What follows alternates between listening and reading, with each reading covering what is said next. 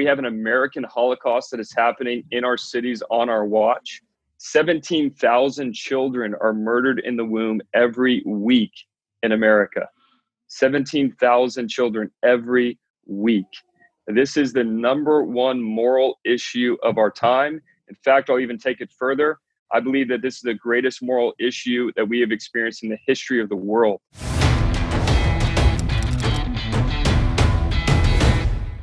So welcome back to the Free from Wall Street podcast. I'm with Justin Reeder today. Hey man, thanks so much for jumping on the podcast. Great to be with you, man. Thanks so much for having me on. So today is, like we've been doing throughout the year, a nonprofit spotlight. It is one of the nonprofits that Integrity Holdings Group has chosen to partner with to create. We love to tell our investors we're making massive passive income. And, we like to be able to do that for nonprofits too. We always say it's very difficult to get off of the front lines of whatever you're called to do for that nonprofit and then, come home and have to go fundraise and try to find people to do that. So part of our heart is to make sure that we can create some consistency in that passive income to hopefully let the people rest when they come home and come off of the mission field and things like that. So today, Justin's with us from Love Life Ministries, and he's going to tell you a little bit about what it is that they've been up to and how we're able to support. Stephen, first off, man, I'm so encouraged to hear what you guys are doing in the marketplace and how you guys are leveraging your gifts, your talents to further kingdom work. It's near and dear to my heart. I'm actually from the marketplace. I started a company when I was 20. And really realized early on that, when you have Jesus in your heart, there's no separation between marketplace and ministry. And it's all ministry when Jesus is in your heart. And so just have a real, I'm encouraged to see how you're leading and what you guys are doing with your business and how you're leveraging it for the glory of God. And so it actually, this whole journey for me started, we had just celebrated 10 years in our business when I got an invitation from other business friends in our city out to our local abortion clinic in Charlotte. And that's really when I came face to face with the reality of what's taking place in our cities.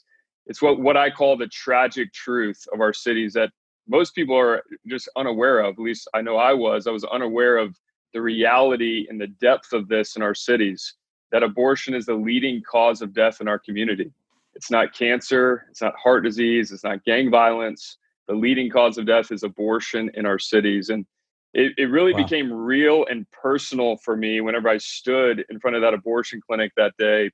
And it was no longer a political talking point. It was no longer just something that you think about every few years when you vote. But it really became personal, became real. Like, these are human beings. These are lives that I'm seeing. I saw moms that day walking in with tears running down their face. I saw them visibly pregnant. You can do abortions here all the way up to 20 weeks. And it became personal for me. My heart broke over this, not just for the child, but for the mom, for the dad, even for the workers, the people that were just blinded to this deception. And the Lord really started to work on my heart as a business guy to say, what are you doing for the least of these? What are you doing for the most vulnerable people in your city? Where people are scheduled to die now in your city. What are you going to do? Wow. And that's where the journey began for me. Yeah, that's incredible. I'm up here in New Jersey. I was just trying to look up where it is. I think it's 28 weeks here, which is even worse. And I think there's some bills in the Senate that are trying to get passed that will allow it all the way up to birth. I know that New York recently passed a similar type of law. And, so it's interesting because you're like, okay, so I got drawn out here and I was going to make a joke like, oh, with like pitchforks and flames and stuff, because I think there's this thought process in America that you're either pro-life or pro-choice, and it becomes a very divisive talking point, right? But what I love that you just said, it's like, well, what are we going to do for the least of these? And I mean, if we're not protecting our most vulnerable, right? And look, we're going to stay away from the medical conversation as to what, right, says like this is and this isn't. I mean, the bottom line is that left to its devices, that baby will be born. So stopping that process, and I understand that it's a very difficult decision for the mother, which is what I love about Love Life, right, is because you guys aren't just there to try to turn people away. Tell us a little bit about kind of what it is that you're doing for these families, for these people that are in a tough spot that, need to be shown love and compassion and really helped through this tough decision-making process.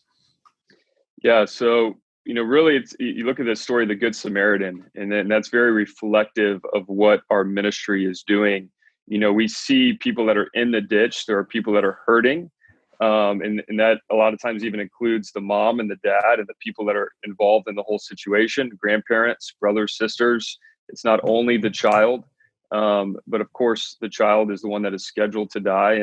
And we're simply just saying, as Christians, we are called to love our neighbor as ourselves. And that includes the born and the preborn. And so we're not only just saying that abortion's wrong and that abortion is murder. We're saying, Mom, we want to help walk with you. We will help disciple you. We will help mentor you through the church across the cities that we are in right now. The churches are throwing baby showers for these moms. They are discipling them. They are mentoring them. They are caring for these, not only for the babies, but for the moms and for the dads. I'll give you one story that just wraps up our ministry. There's a lot of details to our ministry, and we'll talk about some of them. But just from the get-go, a mom came for an abortion back in 2016, her first year of doing ministry. And when she showed up to the abortion clinic, she heard that there was other options available for her from our sidewalk team that was out there on the sidewalk saying, this is not your only option. We have help available for you. The mom came over to the sidewalk team, had discussion with them, walked onto the mobile unit that we have right in front of the abortion clinic through one of our partnering ministries, went onto the mobile unit, got to see her child through a free ultrasound, which inside they're going to charge them $200 for an ultrasound. She got to see her baby on that ultrasound, got to connect with that life and said, I am going to keep this child. After making that choice for life, we then connected her with a mentor in one of our partnering churches. And these mentors walked with this mom, cared for this mom, helped move her into a better housing situation. And all of this is happening without us knowing that her aunt is the manager of the abortion clinic. So all of this is getting funneled back to her aunt who's managing the abortion clinic. And her aunt now starts to see that the love of Jesus is real. It's not just something she hears about, but the love of Jesus is being poured out on her niece. And her aunt actually came to the baby shower that the church threw for her niece. Again, we didn't know any of this was even happening. We didn't know her niece was the manager of the abortion clinic, just being faithful, loving on people. And the aunt now goes back into the abortion clinic with a whole new perspective that the people on the sidewalks are not crazy. These people love Jesus and they love people. Yeah. And they're doing it with her family. So for the last year before she quit, as people were coming into the abortion clinic, she would send them out to the sidewalks. As they were coming in to have an abortion, she would say, hey, you don't have to do this. There's people out there, they will help you. And so the manager of the abortion clinic started pointing people to the local church. And that's really the shift in culture that we believe in, is for people to stop running to abortion clinics for the answer and start running to the local church. And that aunt joined us for our prayer walk on the other side of the street. That's amazing. Yeah, I mean, I think just hearing that, right, it's like, how many people just have that one option in their head? It's just like, well, this is the only option. And if they're ignorant to the other options, then are you really making an informed decision, an informed choice? I mean, you probably feel at some point that there's no choice. But finding the people that can love you, care for you, and say, hey, here's some other options, it probably gives them a breath of hope, right? And obviously, absolutely, it helped with that niece and it helped with that aunt. And what an amazing thing to just be able to now work in conjunction and to say, no, there's not division and derision here. There's us offering something that you don't offer, which is other options. And man, that's beautiful. Like that's really a shift, because I think it's always this us versus them mentality when there's people inside those clinics, just like there's people outside those clinics. That's right. Know? And when we can start having a real conversation about what it is that we're trying to do, which is just love on people, then how much more open do people come to hearing that conversation? Very cool. Very cool story. It's really the love of Jesus in action is what we're calling the church to. And And, for most Christians, we would all say we're pro-life, just like I would before I had went out to the abortion clinic that day and got exposed to it for the very first time. But the reality was I really wasn't doing anything about it. And, some of us might be giving financially to a pregnancy care center or this ministry or that ministry. And that's great. We need to continue to do those things. But we know where people are scheduled to die in our cities. It's the only place where we know innocent human beings are scheduled to die. Like, we don't know where the next school shooting is going to take place. We don't know where the next George Floyd situation is going to take place.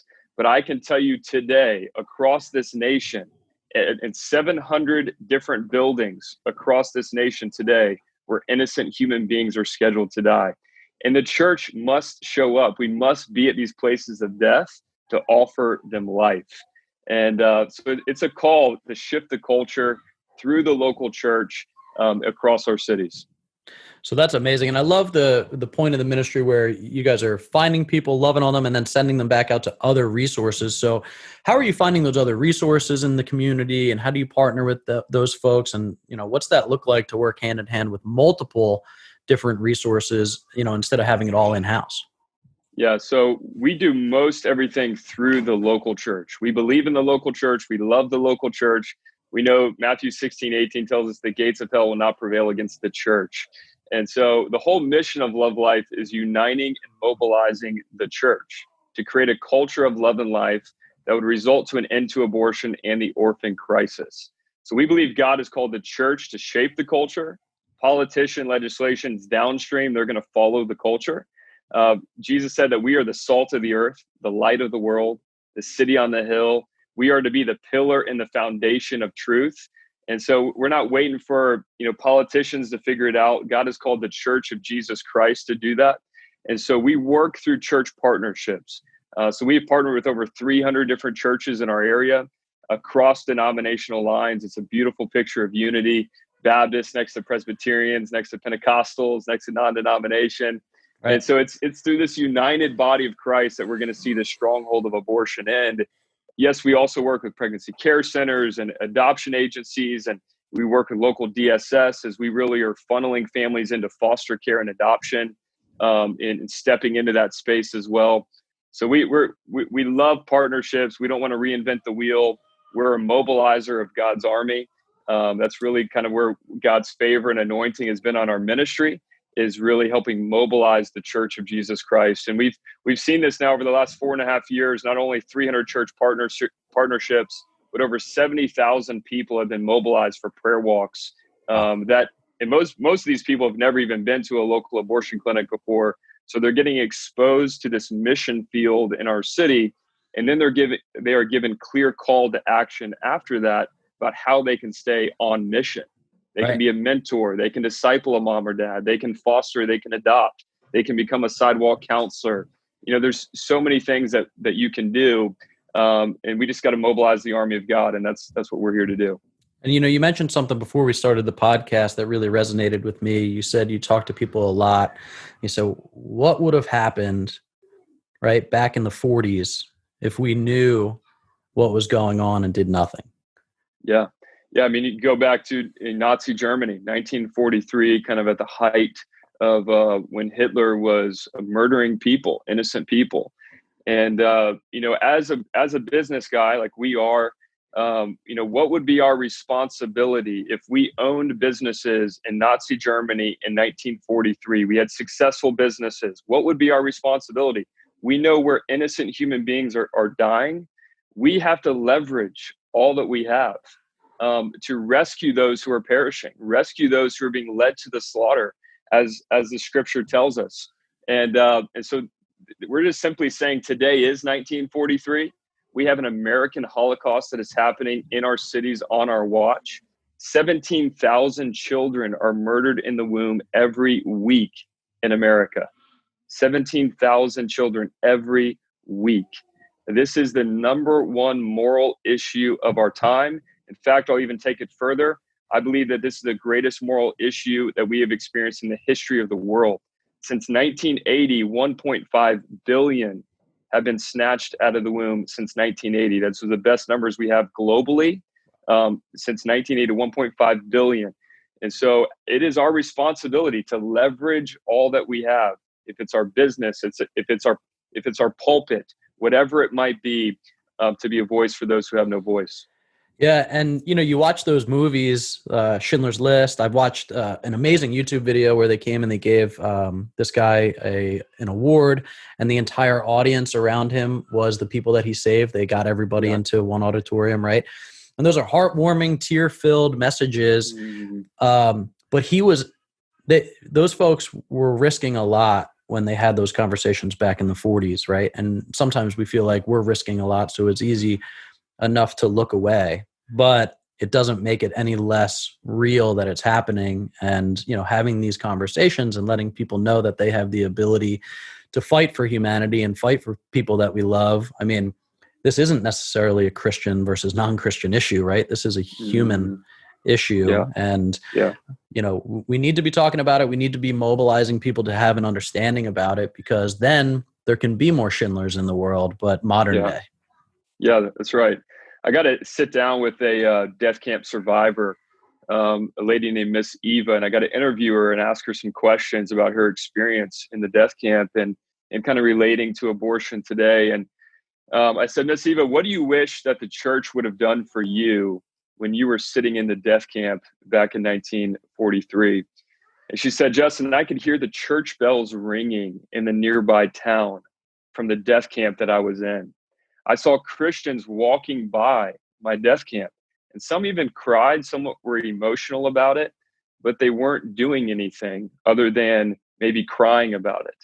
And she said, I wish that people would have taken action. I said, well, what would have that looked like, in that time? And she said, well, when I was being hauled off in a train, headed to the death camp, I wish that Christians would have laid on those tracks and stopped that train. But she said the reality is that if only a handful of people would have done it, that the train just would have ran over them, and those people would have been demonized and destroyed. But she said if thousands had run to the scene, it could have shifted the culture.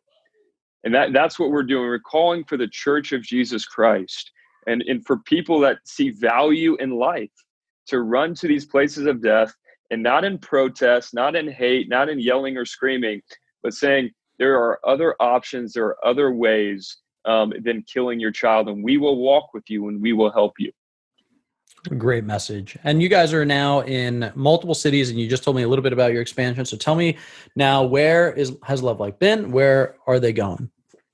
Yeah, so we started in Charlotte in 2016. In 2018, we expanded it across North Carolina in the Triad area and in the Raleigh area.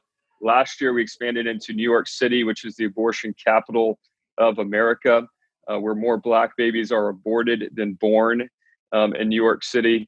And we just have seen God do amazing things in these 4 cities. Again, over 300 churches, over 70,000 people mobilized, and over 2,000 families that have made the choice for life at the abortion clinics in the last 4.5 years. These are people that literally showed up for a scheduled abortion and made the choice for life.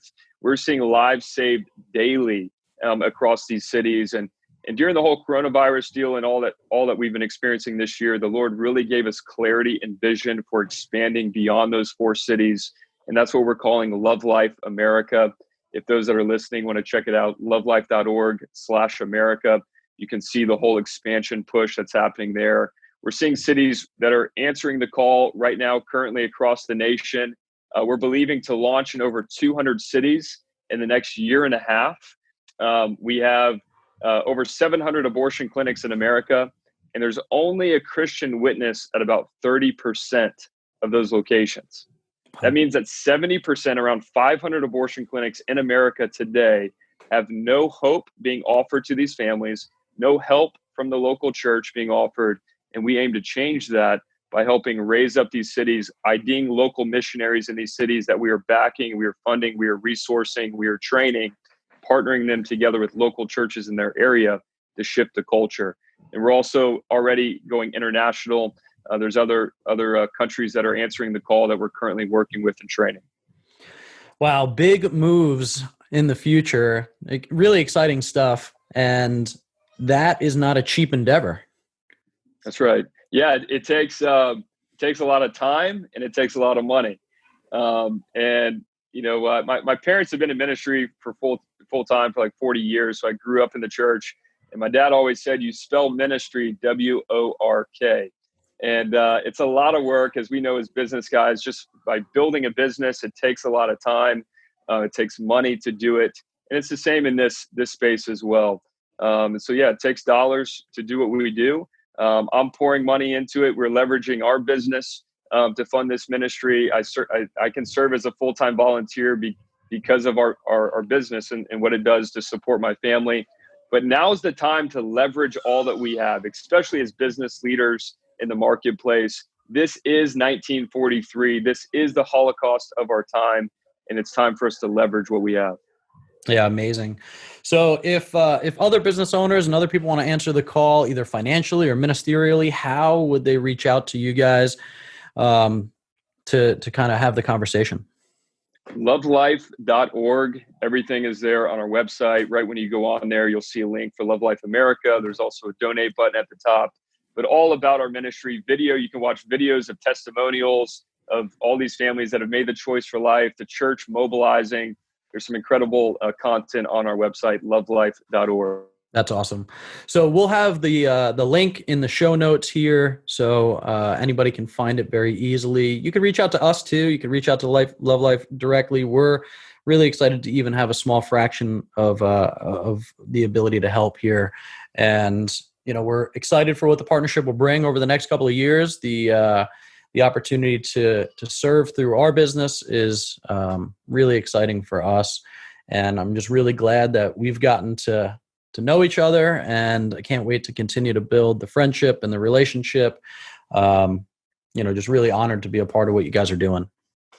Stephen, really want to thank you, man, for really leading the way in this space. You're not only giving people an opportunity to fund kingdom work and ministry, but also you're being a voice for this thing, man. You're using your platform, just as we wish that other people in leadership, if it be politicians or pastors, would do. We as business leaders also have a responsibility to leverage our voice and our platform. So I appreciate what you're doing, man. Yeah, my pleasure. Well, Justin, thank you so much for taking the time to be here and sharing the heart of the ministry. We hope that more and more people will reach out to you guys and help out. There is no shortage of need, that's for sure. So if you're listening, thank you so much for taking the time to listen to us. If you haven't done so already, go to freefromwallstreet.com, download the 5 things your financial advisor doesn't want you to know. By partnering with companies like ours, not only do you make higher than market risk-adjusted returns, but you also get to help a lot of nonprofits along the way and partner with us in that. And that's a lot of fun to do together as well. So thanks for listening, and we'll see you next time.